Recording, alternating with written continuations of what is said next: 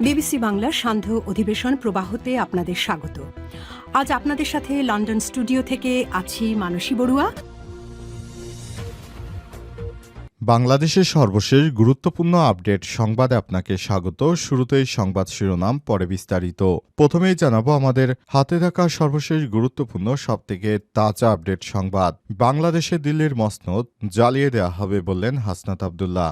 বাংলাদেশে দিল্লির যত মসনদ রয়েছে সেগুলো জ্বালিয়ে দেওয়া হবে বলে হুঁশিয়ারি দিয়েছেন জাতীয় নাগরিক পার্টি এনসিপির মুখ্য সংগঠক হাসনাত আব্দুল্লাহ। তিনি বলেন, দিল্লির আধিপত্য কোনো ব্যক্তি, কোনো প্রতিষ্ঠান, কোনো পেশাজীবী বা কোনো বুদ্ধিজীবীর মাধ্যমে এই বাংলাদেশে ঢুকতে দেয়া হবে না। এরপর জানাবো শহীদ বুদ্ধিজীবী দিবস এবং মহান বিজয় দিবস। জামাত ইসলামের 3 দিনের নতুন কর্মসূচি ঘোষণা।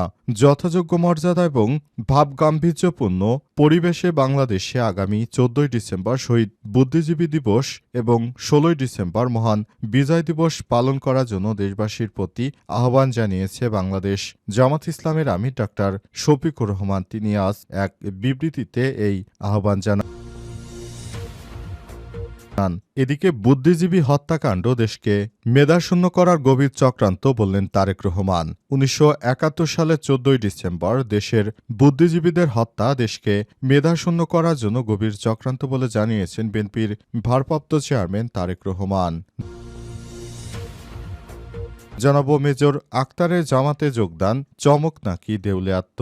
সদা বিতর্কিত সব মন্তব্যের মাধ্যমে নিজেকে আলোচনায় রাখতে তার জুড়ি মেলা ভার। তার মন্তব্য নিয়ে কখনো তৈরি হয়েছে চরম সমালোচনা, কখনো গেছে নিন্দার জ্বর, আবার কখনো তার মন্তব্য যোগান দিয়েছে হাস্যরসের। বিএনপি থেকে রেকর্ড 5 বার বহিষ্কৃত বহুল আলোচিত রাজনীতিবিদ সাবেক সংসদ সদস্য মেজর অবসরপ্রাপ্ত আক্তারুজ্জামান এখন বাংলাদেশ জামাত ইসলামীতে যোগদান করেছেন। এবং সর্বশেষ জানাবো যুক্তরাজ্যে নাগরিকত্ব হারানোর সংখ্যায় লাখ লাখ মুসলিম।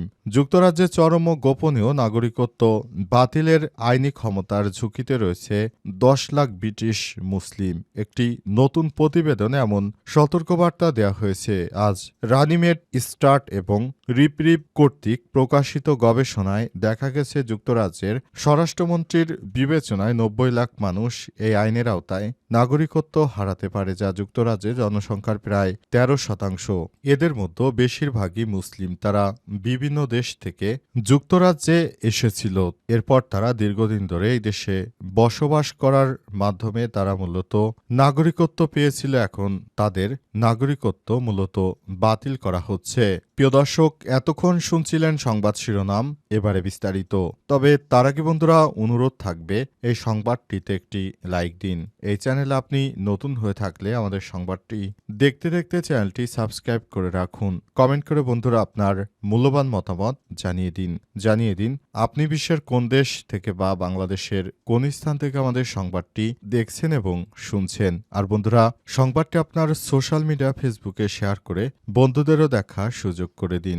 গাজা যুদ্ধে আপনি যদি নিরীহ ফিলিস্তিনিদের ভালোবেসে থাকেন কমেন্টে ইয়েস লিখে বিশ্ববাসীকে জানিয়ে দিন। এবারে বিস্তারিত। বাংলাদেশে দিল্লির মসনদ জ্বালিয়ে দেওয়া হবে বললেন হাসনাত আব্দুল্লাহ। বাংলাদেশে দিল্লির যত মসনদ আছে তা জ্বালিয়ে দেওয়া হবে বলে হুঁশিয়ারি দিয়েছেন জাতীয় নাগরিক পার্টি এনসিপির দক্ষিণাঞ্চলের মুখ্য সংগঠক হাসনাত আব্দুল্লাহ। তিনি বলেছেন, দিল্লির আধিপত্য কোনো ব্যক্তি, কোনো প্রতিষ্ঠান, কোনো পেশাজীবী বা কোনো বুদ্ধিজীবীদের মাধ্যমে এই বাংলাদেশে ঢুকতে দেওয়া হবে না।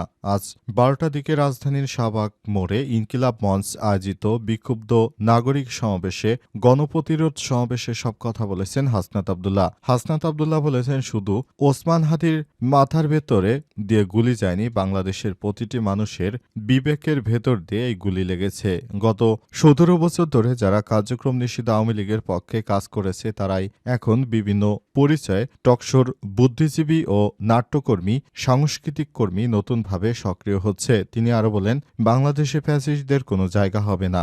সে যে নামেই থাকুক না কেন গুলশানে জাতীয় পার্টির নামে যারা আবার ঐক্যবদ্ধ হওয়ার চেষ্টা করছে, ওসমান হাদি ভাইয়ের রক্তের সময় বাংলাদেশের 1 ইঞ্চি জায়গাও তাদের দেয়া হবে না। আওয়ামী লীগ এবং ভারত বাংলাদেশের শত্রু উল্লেখ করে তিনি বলেন, আমরা জানি কারা কারা ভারতের সঙ্গে যোগাযোগ করে ক্ষমতায় যেতে চান। সীমান্তের ওই পারে অন্য দেশ থেকে নয়, ক্ষমতা নির্ধারণ হবে দেশের মানুষের ভোটের মাধ্যমে। সুতরাং আপনাদেরকে বলতে চাই, আপনারা যার যার জায়গা থেকে আরও সতর্ক হন, তা না হলে আমরা আপনাদের বিরুদ্ধে রুখে দাঁড়াতে বাধ্য হব। শহীদ বুদ্ধিজীবী দিবস ও মহান বিজয় দিবস জামাতের 3 দিনের কর্মসূচি ঘোষণা। যথাযোগ্য মর্যাদা ও ভাবগম্ভীর্যপূর্ণ পরিবেশে আগামী 14ই ডিসেম্বর শহীদ বুদ্ধিজীবী দিবস ও 16ই ডিসেম্বর মহান বিজয় দিবস পালন করার জন্য দেশবাসীর প্রতি আহ্বান জানিয়েছে বাংলাদেশ জামাত ইসলামী আমির ডাক্তার শফিকুর রহমান। 13ই ডিসেম্বর এক বিবৃতিতে তিনি এই আহ্বান জানান। বিবৃতিতে ডাক্তার শফিকুর রহমান বলেছেন, 14ই ডিসেম্বর শহীদ বুদ্ধিজীবী দিবস এবং 16 ডিসেম্বর মহান বিজয় দিবস আমাদের জাতীয় জীবন অত্যন্ত তাৎপর্যপূর্ণ ও গুরুত্বপূর্ণ। এই 2 দিন জাতির ইতিহাস দিবস দুটি আত্মত্যাগ, সংযম ও গৌরবের চিরন্তন স্মারক। দেশের স্বাধীনতা এবং সার্বভৌমত্ব প্রতিষ্ঠার জন্য যারা নিজেদের অমূল্য জীবন উৎসর্গ করেছেন, সেই সকল শহীদ বুদ্ধিজীবী এবং মহান মুক্তিযোদ্ধাদের অংশগ্রহণকারী শহীদবীর মুক্তিযোদ্ধাদের অবদান আমরা গভীর শ্রদ্ধা ও কৃতজ্ঞতার সঙ্গে স্মরণ করছি। মহান আল্লাহ তাআলা দরবারে তাদের সকলের রুহের মাগফিরাত কামনা করছি। জামাতের আমির বলেছেন, 1971 সালে মহান মুক্তিযুদ্ধে অংশগ্রহণ করে যারা দেশ মাতৃকার মুক্তির সংগ্রামে আত্মনিয়োগ করেছিলেন, সেই সকল বীর মুক্তিযোদ্ধাদেরকে আমরা স্মরণ করছি এবং তাদের এই অবদানকে স্মরণ করার মাধ্যমে আমরা বলতে চাই, তাদের আত্মত্যাগের কারণে আজ আমরা নতুন বাংলাদেশ পেয়েছি। সেজন্য আমরা তাদের প্রতি চির কৃতজ্ঞ হয়ে থাকব। বাংলাদেশ জামাত ইসলাম মনে করে, যারা দেশের জন্য জীবন দিয়েছে তারা জাতির শ্রেষ্ঠ সন্তান। তাদের জন্য আমাদের এখন কিছু করার সময় এসেছে। আমরা জাতীয় সংসদ নির্বাচনে গেলেও এসব বিষয় নিয়ে কাজ করব বলে মন্তব্য করেছেন বাংলাদেশ জামাত ইসলামের আমির ডাক্তার শফিকুর রহমান। বুদ্ধিজীবী হত্যাকাণ্ড দেশকে মেধাশূন্য করার গভীর চক্রান্ত বললেন তারেক রহমান। 1971 সালের 14ই ডিসেম্বর দেশে বুদ্ধিজীবীদের হত্যা করা দেশকে মেধাশূন্য করার গভীর চক্রান্ত বলে জানিয়েছেন বিএনপির ভারপ্রাপ্ত চেয়ারম্যান তারেক রহমান। আজ নিজের ভেরিফাইড ফেসবুক পেজে শহীদ বুদ্ধিজীবী দিবস উপলক্ষে দেয়া বাণীতে এই কথা জানান তিনি।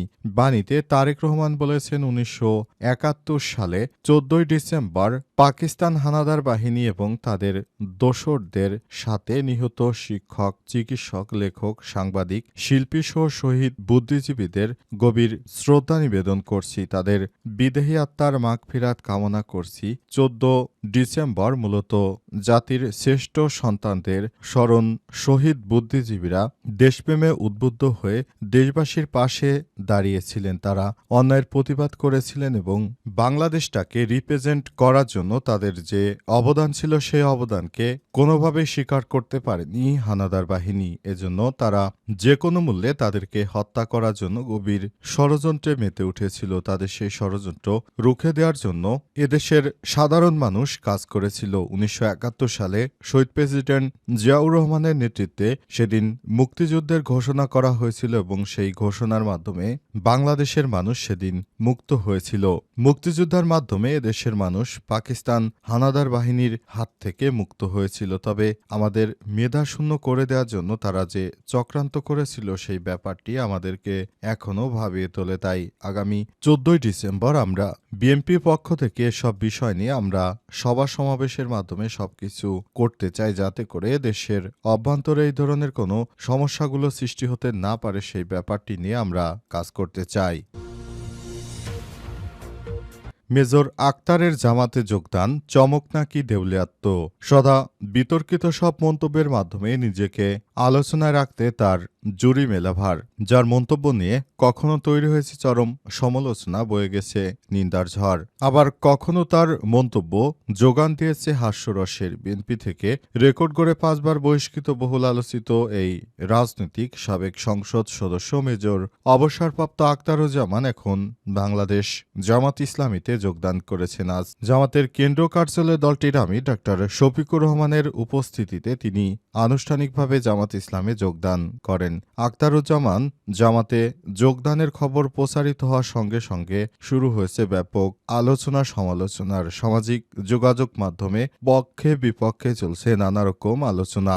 অনেকেই প্রশ্ন করেছেন, আখতারুজ্জামানকে দলে ভিড়িয়ে জামাত কি রাজনীতিতে একটি চমক দেখালো, নাকি দলটি তার রাজনৈতিক দেউলাত্বের প্রমাণ করল? আখতারুজ্জামানের মতো একজন চরম বিতর্কিত রাজনীতিবিদকে জামাত কেন দলে নিল, সেই প্রশ্ন এখন টক অব দ্য টাউনে পরিণত হয়েছে।